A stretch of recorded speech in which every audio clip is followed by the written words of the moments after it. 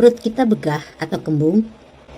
6 penyebab utama perut begah atau kembung: merokok, berhenti merokok, berganti-ganti merek atau jenis rokok bisa menyebabkan perut kita menjadi begah. Zat-zat polutan dan asap yang ada pada rokok bisa mengendap di dalam lambung dan menyebabkan pembengkakan lambung.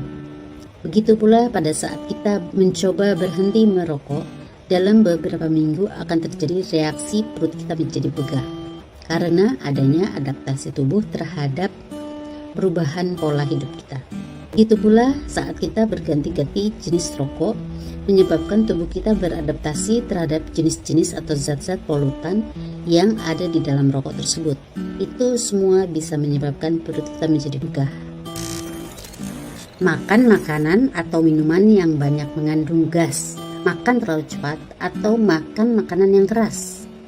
Makanan yang mengandung gas seperti beberapa sayuran yang berserat tinggi, beberapa buah-buahan, kacang-kacangan, makanan yang mengandung pemanis buatan, makanan berlemak, makanan bersantan, minuman bersoda, alkohol, terlalu sering minum obat, itu juga bisa menyebabkan gas di dalam perut kita.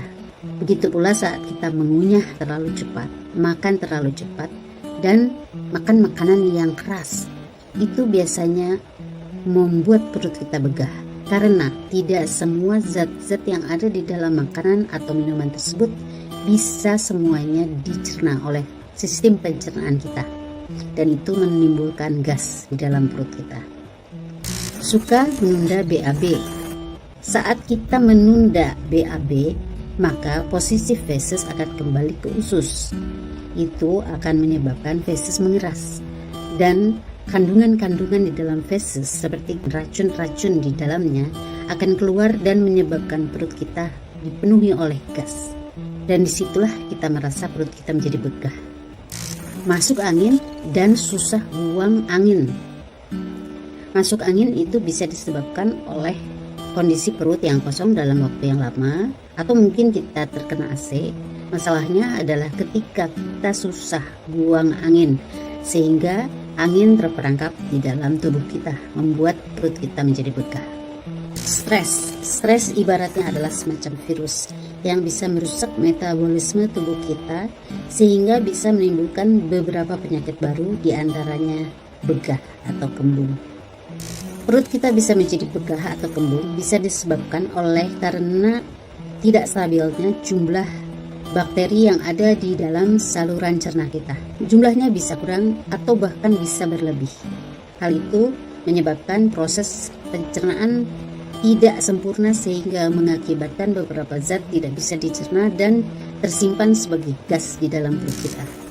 Penyebab perut begah tadi tidak saja membuat perut kita menjadi begah, tetapi biasanya akan diikuti dengan naiknya kadar asam lambung yang akan menekan asam lambung ke atas, sehingga napas kita menjadi sesak atau terasa berat, atau bisa berpotensi memiliki penyakit GERD.